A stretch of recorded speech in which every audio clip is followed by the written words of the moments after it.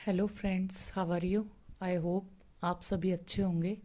मेरा नाम मोनिका है और आज मैं आप लोगों के लिए फॉरेस्ट से ही रिलेटेड एक नया टॉपिक लेके आई हूँ। क्योंकि लास्ट वीडियो के अंदर फ्रेंड्स मैंने फॉरेस्ट का बेसिक करवाया था कि फॉरेस्ट को हम कैसे डिफाइन करते हैं, फॉरेस्ट हमारे किस लिए किस तरीके से लाभदायक है और फॉरेस्ट के अंदर रहने वाले लोगों को हम लोग क्या बोलते हैं। चलिए क्विक रिवीजन कर लेते हैं इनके बारे में। देखिए फ्रेंड्स, लास्ट वीडियो के अंदर मैंने आपको फॉरेस्ट की डेफिनेशन बताई थी कि फॉरेस्ट लैंड का एक ऐसा एरिया होता है, भूमि का एक ऐसा एरिया होता है जिसके ऊपर ज़्यादा अमाउंट में पेड़ पौधे पाए जाते हैं।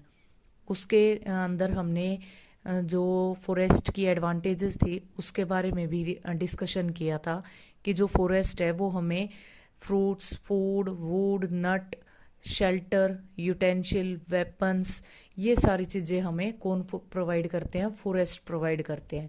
दूसरा, लास्ट वीडियो के अंदर हमने ये भी डिस्कशन किया था कि जो फॉरेस्ट है वो वाइल्ड एनिमल का घर है, या फिर हमने ये भी डिस्कशन किया था कि जो फॉरेस्ट है वो सोयल इरोजन को कैसे रोकते हैं। अगर फ्रेंड्स आप मेरी चैनल पे नए हो तो अगर आपको फॉरेस्ट के बेसिक के अंदर डिस्कशन देखना है या फॉरेस्ट का बेसिक करना है तो फ्रेंड्स आप मेरी लास्ट वीडियो देख सकते हैं, उसका लिंक मैं डिस्क्रिप्शन बॉक्स में डाल दूंगी। ठीक है। तो नेक्स्ट हम लोगों ने क्या किया था, ट्राइबल पीपल कौन से होते हैं, यानी आदिवासी हम किन को बोलते हैं। आदिवासी वो लोग होते हैं जो एक ग्रुप में रह के एक कॉमन कल्चर को, सोशल प्रैक्टिसेस को और लैंग्वेज को शेयर करते हैं। नेक्स्ट फ्रेंड्स हमने किया था कि जो ट्राइबल पीपल हैं वो कैसे डिपेंड होते हैं फॉरेस्ट के ऊपर, क्योंकि उनको अपना फूड, वुड, लकड़ी और कपड़ों की ज़रूरत होती है, इसीलिए वो क्या करते हैं, फॉरेस्ट पे डिपेंड रहते हैं। नेक्स्ट है फ्रेंड्स हमारे पास सकेयर। देखिए, आज की इस नई वीडियो के अंदर हम एक नया टॉपिक पढ़ेंगे जिसका नाम है सेक्रेड ग्रोव्स। अब ये सेक्रेड ग्रोव्स क्या होते हैं?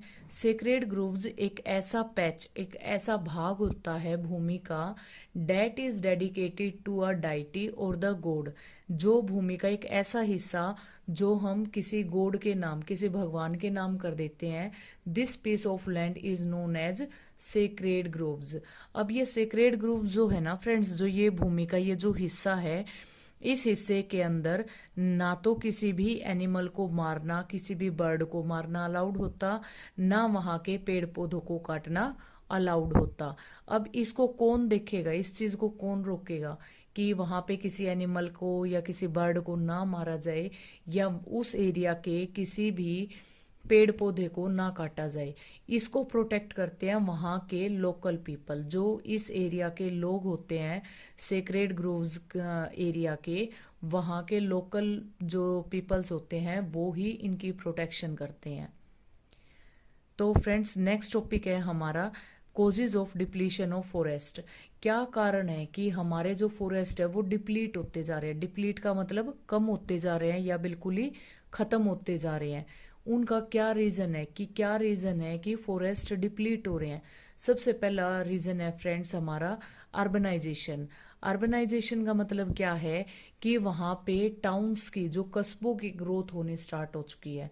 अब कुछ एरिया ऐसा होता है जिसके अंदर टाउन के लिए वो जमीन अप्रूव्ड कर दी जाती है और वहां से फॉरेस्ट एरिया को क्लीन कर दिया जाता है, क्योंकि वहां पे किसी कस्बे को बसाना होता है। नेक्स्ट है फ्रेंड्स शिफ्टिंग कल्टीवेशन। अब इस जो ये शिफ्टिंग कल्टीवेशन है ना, इसके लिए रिस्पॉन्सिबल कौन है? इसके लिए रिस्पॉन्सिबल है ये ट्राइबल पीपल। अब ये क्या करते हैं, अपना पेट भरने के लिए जंगलों को साफ करके, यानी उन पेड़ पौधों को काट के वहां से उस भूमि के को फसल के लिए इस्तेमाल करते हैं। अब जब ये उस भूमि को फसल के लिए इस्तेमाल करते हैं तो ये वहां पे कोई भी मैन्योर, खाद या फर्टिलाइजर नहीं डालते। अब क्या होता है, 4-5 सालों के बाद वो भूमि बंजर बन जाती है, उसमें फसल उगना बंद कर देती है। तो ये लोग क्या करते हैं, अब उस पोर्शन को छोड़ के भूमि के किसी दूसरे पोर्शन की तरफ मूव कर जाते हैं, वहां भी पेड़ों को हटा देते हैं, काट देते हैं और उस भूमि को फसलों के लिए इस्तेमाल कर लेते हैं। तो इस तरीके से ये एक जगह से दूसरी जगह मूव करते रहते हैं जो ये ट्राइबल पीपल हैं, और इस तरीके से हमारे फॉरेस्ट क्या होते जाते हैं, डिप्लीट होते चले जाते हैं। देखिए, हमारा जो नेक्स्ट टॉपिक है वो है डिफोरेस्टेशन। अभी मैंने आपको पीछे बताया है कि क्या कारण है फॉरेस्ट के डिप्लीट होने के। अब डिप्लीट मतलब अगर फॉरेस्ट धीरे धीरे करके कम हो रही है तो उसी चीज को हम लोग क्या बोलते हैं, डिफोरेस्टेशन। डिफोरेस्टेशन का मतलब होता है cutting down of trees on a large scale. एक बड़े एरिया पे, एक बड़े स्केल पे पेड़ पौधों का काटना, वो क्या कहलाता है, हमारा डिफोरेस्टेशन।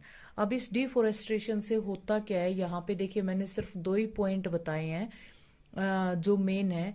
सबसे पहला जो डिफोरेस्टेशन है, पेड़ पौधों के काटने से क्या होता है, हमारी जो सोयल है वो लूज हो जाती है, वो फ्री हो जाती है। फिर जैसे कि पानी के साथ वो बहाकर चली जाएगी या तेज आंधी आएगी, जो हमारी टॉप मोस्ट लेयर होती है, जो हमारी टॉप मोस्ट लेयर होती है ना फ्रेंड्स मिट्टी की, वही सबसे ज्यादा उपजाऊ होती है, और क्योंकि उसके अंदर ह्यूमस प्रेजेंट होता है।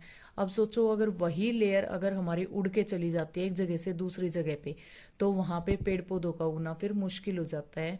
तो डिफोरेस्टेशन से सबसे पहला रीजन क्या होता है, क्या कारण होता है, या फिर क्या डिसएडवांटेज होती है, वो होती है हमारी सोयल इरोजन की। मिट्टी लूज हो जाती है और उसके बाद क्या होता है, वो जो टॉप फर्टाइल लेयर है वो एक जगह से दूसरी जगह पानी के साथ या हवा के साथ मूव कर जाती है। नेक्स्ट है friends, no home for the wild animal. देखिए हर किसी को घर की जरूरत होती है। अब जो ये हमारे वाइल्ड एनिमल है इनको भी घर की जरूरत है, लेकिन हम इंसान क्या करते जा रहे हैं, धीरे धीरे फॉरेस्ट को कट करते जा रहे हैं, क्योंकि हमें वहां पे अपने घर बनाने होते हैं, वहां पे कोई अर्बन एरिया लगाना होता है, जो हमने लास्ट में डिस्कशन किया था, अर्बनाइजेशन। तो उसके लिए हम लोग क्या करते हैं, इसको फॉरेस्ट को डिप्लीट करते जाते हैं, फॉरेस्ट को काटते चले जाते हैं, जिससे क्या होता है, बहुत सारे जो जंगली जानवर होते हैं वो बेघर हो जाते हैं। अब जब वो जंगली जानवर बेघर होंगे तो वो धीरे धीरे करके सड़कों पे आएंगे या हमारे अर्बन एरियाज के अंदर एंटर कर जाएंगे। नेक्स्ट है फ्रेंड्स, फॉरेस्ट कंजर्वेशन। देखिए हमने फॉरेस्ट के काटने के इफेक्ट स्टडी किए हैं, अब हम ये स्टडी करेंगे कि फॉरेस्ट को कंजर्व कैसे किया जा सकता है, भाई कैसे बचाएं हम जंगलों को। तो सबसे पहला है कि अगर पेड़ पौधे काटे जा रहे हैं तो हम time to time new plantation करते चले जाएं। देखिए हम काटने वालों को इतना ज्यादा रोक नहीं सकते, वो तो गवर्नमेंट पे डिपेंड करता है, लेकिन क्या होता है, हमारी जो रिक्वायरमेंट है वो इतनी ज़्यादा है कि पेड़ मतलब जो डिफोरेस्टेशन है उसको हम लार्ज स्केल पे रोक नहीं सकते, लेकिन लार्ज स्केल पे हम प्लांटेशन कर सकते हैं। तो कोशिश कीजिए कि आप एक नया पौधा महीने में या 2 महीने में एक नया पौधा जरूर उगाएं, जिसकी वजह से जो ये डिफोरेस्टेशन का इम्पैक्ट है ये कम हो सके। सेकंड है totally ban on timber companies. अब क्या है कि गवर्नमेंट क्या करे, जो हमारी ये जो टिम्बर कंपनी है जहाँ पे लकड़ियों का काम होता है, उन कंपनीज के ऊपर टोटली बैन लगाए कि आप विदाउट परमिशन आप फॉरेस्ट को नहीं काट सकते। तो फ्रेंड्स यहाँ पे मैंने कुछ एक स्टेप फॉरेस्ट कंजर्वेशन के आपके साथ डिस्कस किए हैं। आई होप फ्रेंड्स आपको ये जो टॉपिक है ये पसंद आया होगा, और अगर मेरा टॉपिक आपको पसंद आया है तो फिर एक लाइक तो बनता है, और मेरे चैनल को सब्सक्राइब करें ताकि, और बेल आइकन को ज़रूर प्रेस करें ताकि आपको मेरी नई वीडियोस की नोटिफिकेशन मिलती रहे। और अगर मेरा टॉपिक पसंद आया है, लाइक करें, शेयर करें अपने दोस्तों के साथ। Thank you, have a nice day friends.